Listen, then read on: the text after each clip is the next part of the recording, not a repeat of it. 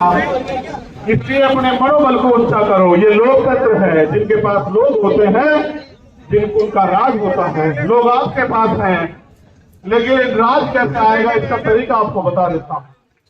राज ऐसे आएगा, जिन्होंने पहले काम किया। हमारे लोगों को मैं सुनता हूं कहते पिछड़े वर्ग के जो लोग हैं वो तैयार नहीं है बहुजन भाईचारे के लिए। ये बात बार बार कही जाती है कि पिछड़े वर्ग के लोग तैयार नहीं। मैं आपको सच बताना चाहता हूं। सच ये है, और आप इस बात को मेरी सुनोगे, कि पहले दलित समाज के लोगों को पढ़ा के अपने पैरों पे खड़े करके किताबें लिख के अपने लड़ाई लड़ने के लिए सबसे पहले जो अगर शुरुआत किसी ने की, गुलाम भारत में अंग्रेजों के गुलाम जब हम थे तो वो राष्ट्रपिता ज्योतिबा फूले ने की, जो पिछड़े समाज से आते हैं। उन्हीं को बाबा साहब अम्बेडकर ने अपना गुरु माना। बाबा साहब 91 में पैदा हुए और ज्योतिबा फूले 1890 में चले गए। उन्होंने अपना सारा जीवन इस समाज को पैरों पर खड़ा होने के लिए दिल लगाया, क्योंकि बाबा साहब ने भी अपने नारे में कहा शिक्षित बनो। भाई चारों लोग डिस्टर्ब कर रहे हो, कौन-सी भर के बिठा लो। फिर छत्रपति साहू जी महाराज को याद करो, जिन्होंने बाबा साहब को बाबा साहब बनाने में योगदान किया, उनकी प्रेस के लिए पैसा दिया। वो हमारे पिछड़े समाज के इतने बड़े नेता थे, राजा होते उन्होंने समाज से कहा कि डॉक्टर अम्बेडकर आपके समाज के सच्चे नेता, इनका साथ दो। आप ये बताओ, वो भी पिछड़े समाज के थे। पेरियारी रामास्वामी नायकर वो भी पिछड़े समाज के थे। नारायण गुरु वो भी पिछड़े समाज के थे। सर छोटू राम वो भी पिछड़े समाज के थे। बाबू जगदेव प्रसाद कुशवाहा वो भी पिछड़े समाज के थे। जन्नाथ कपूरी ठाकुर वो भी पिछड़े समाज के थे। महामना रामस्वरूप वर्मा वो भी पिछड़े समाज के थे। और जिन्होंने देश की आजादी में योगदान दिया, चाहे शहीद आजम भगत सिंह रहे हो या कोतवाल भक्त सिंह गुजर रहे हो, शहीद उधम सिंह रहे हो, करतार सिंह सराबा रहे हो, वो भी इसी वंचित पिछड़े समाज के थे। उन्होंने अपना काम कर दिया। अगर आप चाहते हो कि बहुजन एकता बढ़े, अब आपकी जिम्मेदारी है कि आप उनको जाके बहुजन आंदोलन को समझाने का काम करो। जैसे पहले उन्होंने घर घर जाके आपको समझाने का काम किया, ऐसे आप भी जो है घर घर जाके उनको समझाने का काम करो। पहले नंदई यादव भी पिछड़े समाज से थे। ये बात मैंने आपको इसलिए बताई। आप ये सोचते हो कि वो गलत है, नहीं, कुछ गलतियां हुई, उसकी वजह से दिक्कत आ रही है। वरना पिछड़ा समाज भी ब्राह्मणवाद मनुवाद का सबसे बड़ा जो है विरोधी बैठा है, और ये बात उन्होंने 19 के दशक में करके भी दिखाई है। ठीक है। दूसरा, अगर आपको और आगे बात को बढ़ाना तो अपने पराये में फर्क समझना पड़ेगा।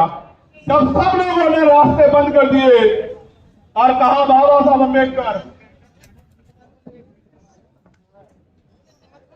खिड़कियां तो, दरवाजे तो बहुत दूर, खिड़कियां भी बंद कर देंगे, घुसने नहीं देंगे संविधान सभा में, तब उनको खुलना ढाका से खुलना सीट से जिताकर कॉन्स्टिट्यूशन असेंबली में भेजने वाले लोग वो मुस्लिम समाज के थे। उन्होंने भी अपना जो है पहले हक अदा किया। संसद में बाबा साहब, कॉन्स्टिट्यूशन असेंबली में बाबा साहब गए, तब जाके संविधान लिखने का मौका मिला, तब जाके आपको हक अधिकार मिले। आज वो लोग आपकी तरफ देख रहे हैं कि भाई हमने तो समय समय पे अपना काम किया, हमारे लिए कौन लड़ेगा। इसलिए मैं सीए केरानाथ के आंदोलन में मिल गया, और इसलिए मैं आपसे कह रहा हूं, आपको समझना पड़ेगा कि आपका अपना कौन और आपका पराया दुश्मन कौन। अभी मंच पे तमाम पार्टियों के नेता बैठे थे, उनको पार्लियामेंट था, हमारे आरजेडी के नेता बैठे थे, मैं उनसे था, वो भाई मैं आपका बहुत सम्मान करता हूं, आपकी पार्टी का बड़ा सम्मान करता हूं, लेकिन आपके राज में हमारे लोगों की खान खारी जा रही है। आपके यहाँ आयोग नहीं बना हुआ भाई, आप भी कुछ करके दिखाओ। दूसरों को गाली देने से काम नहीं चलेगा। उनके यहाँ एसटी आयोग नहीं है, महिला आयोग नहीं है, उनके यहाँ राकेश पासवान की हत्या करती है, आरोपी गिरफ्तार नहीं होते। मुझे उनसे भी कहना था, लेकिन समय कमी से चले गए। हमारे कांग्रेस के नेता भी बहुत सम्मानित साथी भाई आए थे, मैं उनका भी बड़ा सम्मान करता हूं। भाई बात बंद कर दूं, ये इसको देखा है। उनसे भी पूछा कि भाई मैं आपके सीनियर नेताओं का भी वो लड़ रहे सम्मान करता हूं, लेकिन जब आपके इंद्र मेघवाल, जितेंद्र मेघवाल, जब आपके यहाँ ओम प्रकाश रायगर, जोधपुर की बिटिया, जेएनयू के स्कूल की बच्ची, जब उनके साथ अन्याय होता है तो भाई आप भी कुछ करके दिखाओ। सिर्फ गाली देने से काम नहीं चलने का कि दूसरी सरकार खराब है। आपके राज्य में भी बहुत कुछ भला नहीं हो रहा है। इसलिए मेरा स्पष्ट संदेश है कि जब तक आपकी अपनी ताकत नहीं बढ़ेगी आपको कोई पूछने वाला नहीं है। मेरी बात को याद रखना, किसी के पीछे खड़े होने के लिए नहीं कह रहा हूं आपको, मैं आपको पूंछ बनाने के लिए नहीं कह रहा हूं, मैं आपको मूंछ की लड़ाई लड़ने के लिए कह रहा हूं कि अपना हुक्का अपना मरोड़, और मन आया तो पिया नहीं दिया फोड़। ठीक है, अपनी ताकत बढ़ाओ। जब आपका विधायक जीतेगा, जब आपका एमपी जीतेगा, आपका व्यक्ति सदन में होगा, फिर अगर अन्याय अत्याचार होगा तो फिर हम हिसाब करेंगे। हमारा अम्बेडकरवादी सदन को चलने नहीं देगा, चाहे सदन ये वाला हो या विधानसभाओं के सदन है। तो सारी बात मैंने आपको बता दी। मैंने आपको इसलिए बुलाया कि मेरा जो गिरता हौसला, जो गिर नहीं सकता आप जानते हो, लेकिन मैं आपसे पूछ लूं, क्योंकि कहते हैं पुनर्जन्म होता है, मैं तो मानता नहीं, लेकिन सच ये है कि जब वो गोली चली थी, मैं ईमानदारी से कह रहा हूं, मैंने अधिकारी को फोन करके कहा कि गोली तो लगी है, लेकिन लगी कहां ये पता नहीं भाई। और पिछला जन्म भी जीवन भी आपके लिए था एक खतरा, और ये जीवन भी आपके लिए, ये ऐलान करने के लिए आपको। दूसरा, सीबीआई जांच क्यों जरूरी है ये भी सुन लो। जो लोग ये कह रहे थे सुरक्षा के लिए गोली चलवाई या करा, तमाशा बना रहे थे, उसको आदत है मुझे निष्ठा दिखाने की, आदत है उनको, क्योंकि उनपे ये गरीब का बेटा पच नहीं रहा भाई, ये कमेरी माँ का बेटा पच नहीं रहा उनपे। तो मैं भी उनको बता देना चाहता हूं कि हो सकता है आपके मालिकों के हाथ भी इसमें शामिल ना हो, इसलिए मैं इसकी सीबीआई जांच चाहता हूं कि मेरे जान से ज्यादा, मेरी जान से, मेरे लोगों से ज्यादा दूसरों को क्यों प्यार हो गया है, वो क्यों मेरी जान लेना चाहते हो। तो प्रकृति के आशीर्वाद से, आप भाइयों के सहयोग से, प्रार्थनाओं दुआओं से मैं आपके बीच में, वरना ऐसा भी हो सकता है कि आज यहाँ पे इकट्ठा तो होते, मेरी तस्वीर लगी होती और आप रो रहे होते कि भाई हमारा भाई चला गया।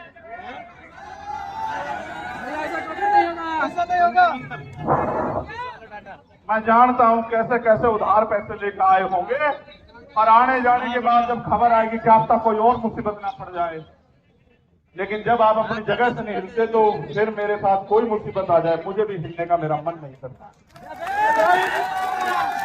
आप बताओ कैसे छोड़ दूं, आपके हाथ कैसे छोड़ूं, आप बताओ कैसे छोड़ूं आपके हाथ, जिन्होंने मेरे लिए दिन रात नहीं देखा, आंधी तूफान नहीं देखा, गर्मी नहीं देखी, बारिश नहीं देखी, कोई भी मुसीबत नहीं देखी, भूख प्यास, उनका हाथ कैसे छोड़ दूं, उस समाज का हाथ कैसे छोड़ दूं, कैसे डर के घर में बैठ जाऊं, कैसे सीना तान के आपका खून होके बाहर ना हो।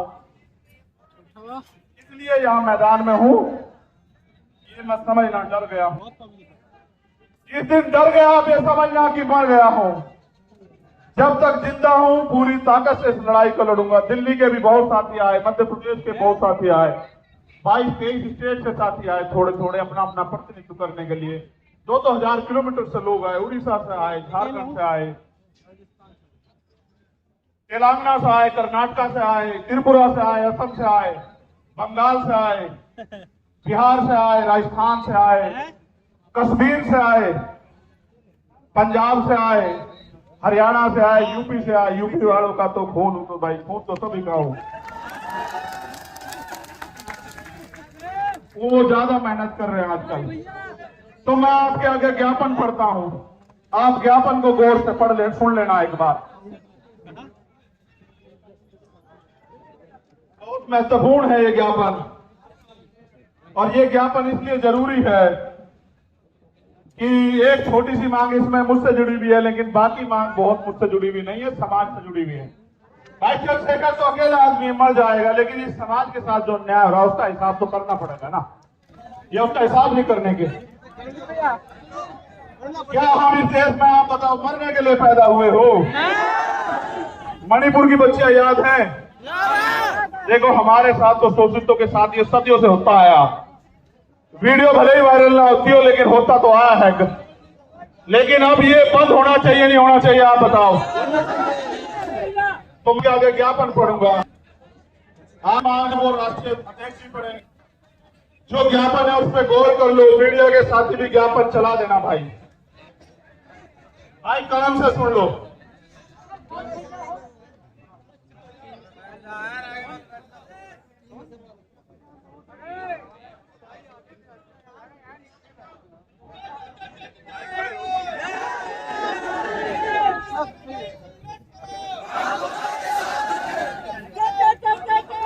बस चुप हो जाओ, ये गौर सुनो। जय भीम के नाम से तो बहुत दिन तक लगा रहे, ये सुनो, इसी में है सब कुछ। निवेदन करना राष्ट्रपति जी के नाम ज्ञापन है, क्योंकि प्रधानमंत्री जी से उम्मीद खत्म हो गई है। प्रधानमंत्री जी तो उनका भी लड़ पा रहे लड़ाई जिनको सरकार बनाए। भाई बैठ जाओ। अरे मैं तुम्हें नेता बनाना चाहता हूँ, तुम पत्रकार बनना चाह रहे हो, फोटोग्राफर बनना चाह रहे हो। बैठो यार, क्या कर रहे हो कमाल। बैठ जाओ यार, ये कोई बात ठीक नहीं। इतनी बार मैंने कभी नहीं कहा आज तक समय, आज तक का रिकॉर्ड है, मैंने इतनी बार कभी निवेदन नहीं किया। आप जानते हो नहीं जानते हो? सुनो मेरी बात पे गौर करो, मत बोलो बस कोई भी। निवेदन करना है कि स्वतंत्र भारत के संविधान में समस्त नागरिकों को समानता, स्वतंत्रता और न्याय हेतु मौलिक अधिकार प्रदान किए गए हैं। साथ ही सदियों से हक वंचित वर्गों, विशेष रूप से जाति जनजाति के लोगों के अधिकारों की सुरक्षा व इनके विकास के लिए संविधान में विशेष प्रावधान किए गए। हमारा संविधान समाज के कमजोर वर्गों, एससी, एसटी, ओबीसी, माइनॉरिटी के कल्याण हेतु प्रतिबद्ध है। यथा संविधान अनुच्छेद 38 के तहत अनुसूचित जाति जनजाति राष्ट्रीय आयोग का गठन किया गया है। यह अवगत कराना है कि सदियों से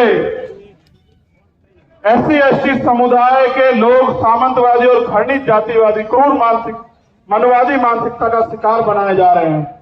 हाल ही में मध्य प्रदेश में एक आदिवासी समुदाय के व्यक्ति का सर के सिर के ऊपर अपर कास्ट के व्यक्ति द्वारा पेशाब करना आधुनिक भारत की क्रूर मानसिकता को दर्शाता है। इसी प्रकार पिछले कुछ वर्षों में देश के राज्यों में समाज के इन कमजोर वर्ग के लिए चैलेंज करके सुनिश्चित हत्याएं की जा रही हैं, जिसमें प्रमुख घटनाएं हैं शोधार्थी छात्र रोहित वेमुला की हत्या, वरिष्ठ पत्रकार गौरी लंकेर की हत्या, मनीषा वाल्मीकि की हत्या, जितेंद्र मेघवाल की हत्या, इंद्र मेघवाल की हत्या, रमन वाल्मीकि की हत्या, भाई आकाश गुजर की हत्या तो उत्तर प्रदेश पुलिस द्वारा गोली मारकर की गई। है कि देश भारत के सबसे नहीं बल्कि देश का शासन प्रशासन मनोविधान से संचालित हो रहा है। समाज के कमजोर वर्गों के खिलाफ आए दिन सुनियोजित हिंसा, हत्याओं तथा मॉब लिंचिंग घटनाओं का ग्राफ लगातार बढ़ता जा रहा है। आरबी की रिपोर्ट इसका सरकारी सबूत है।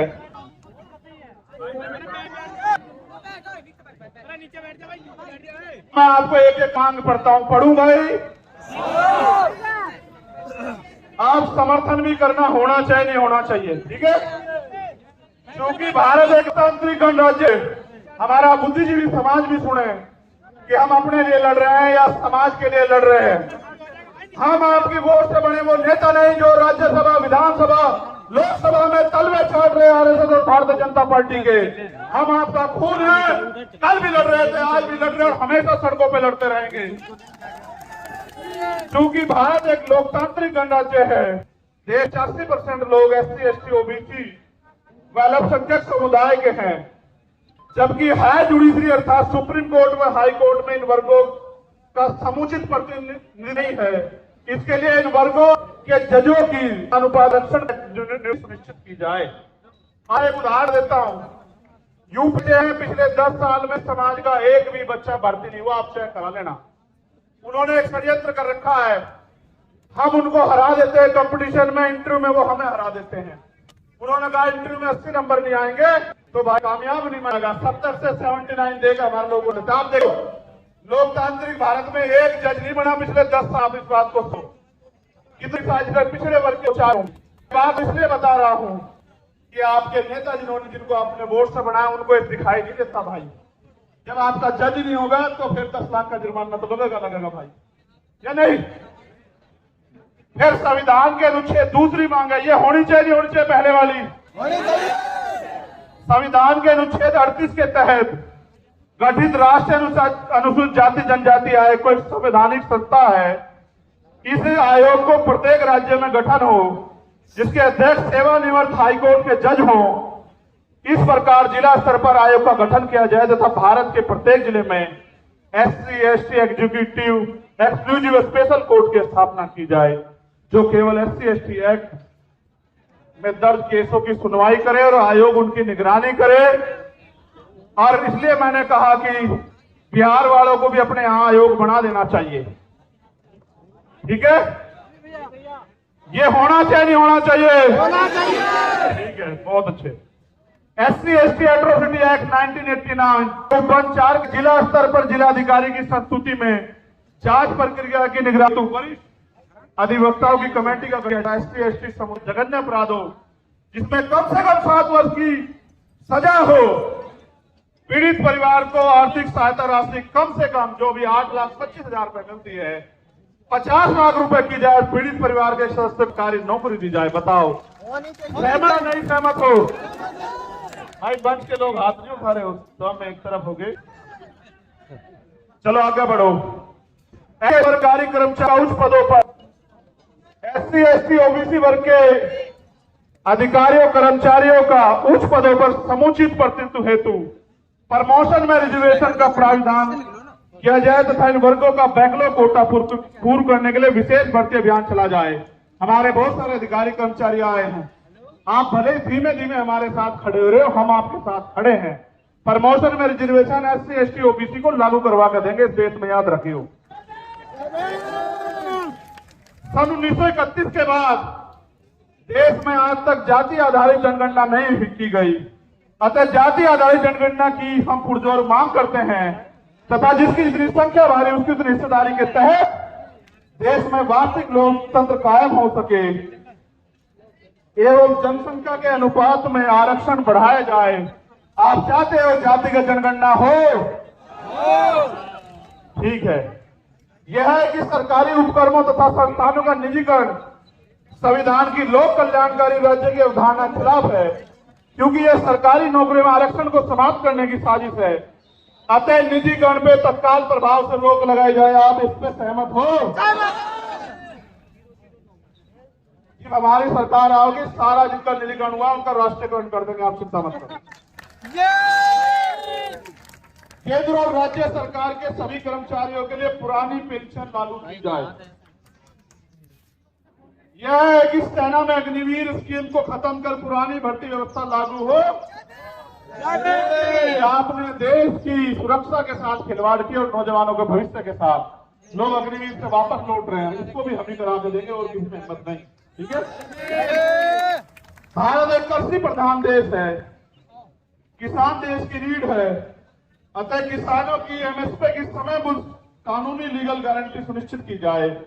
और अभी जो किसान आंदोलन हुआ था उसमें जो झूठे मुकदमे लगाए गए थे वो मुकदमे वापस सम्मान निधि 6,000 रुपए का है।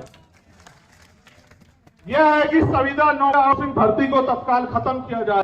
संविदा पे कार्य कर्मचारियों को भी नियमित कर्मचारियों का समान वेतन और अन्य सुविधाएं दी जाए। जो सफाई कर्मचारी ने संविदा पिछले 5 वर्षों से अधिक समय से ठेके संविदा पर रखे गए हैं उनको संवैधानिक आरक्षण का अनुपालन करते हुए नियमित किया जाए। आप इससे सहमत हो?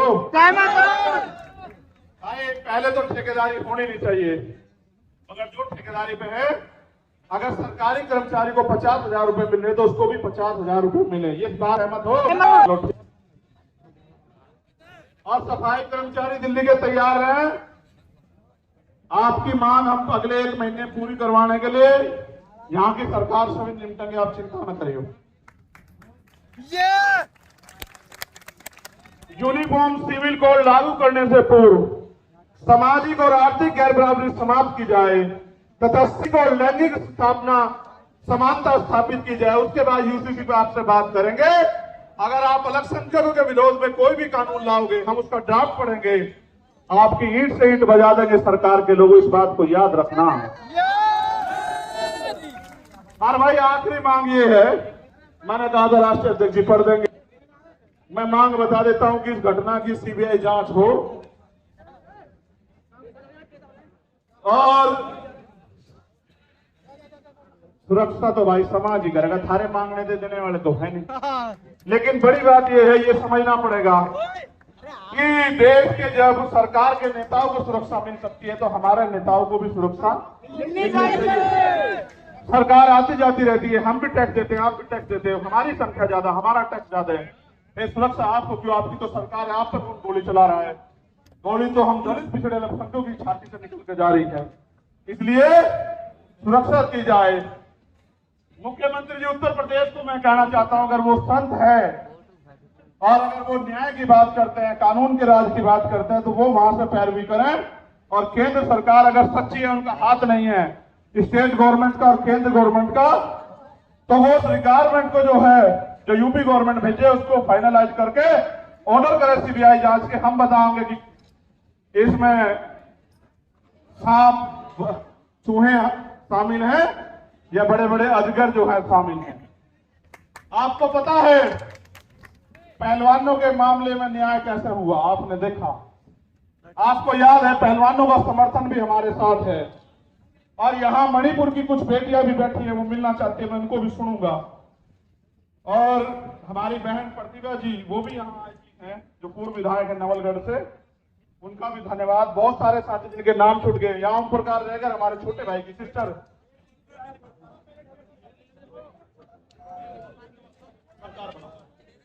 ठीक है, तो वो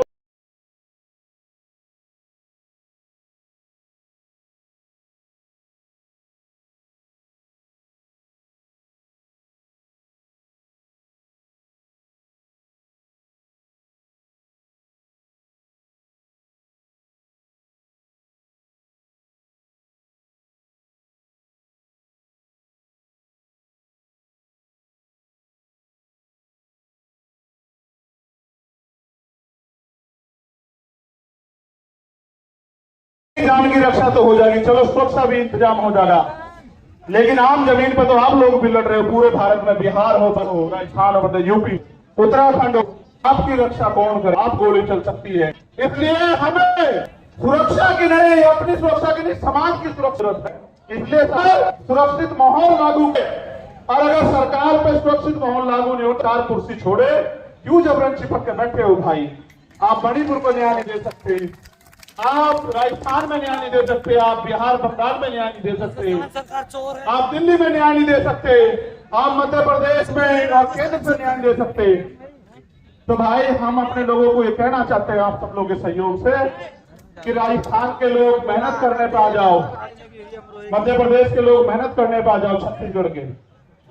तो इसी बार जो है आपका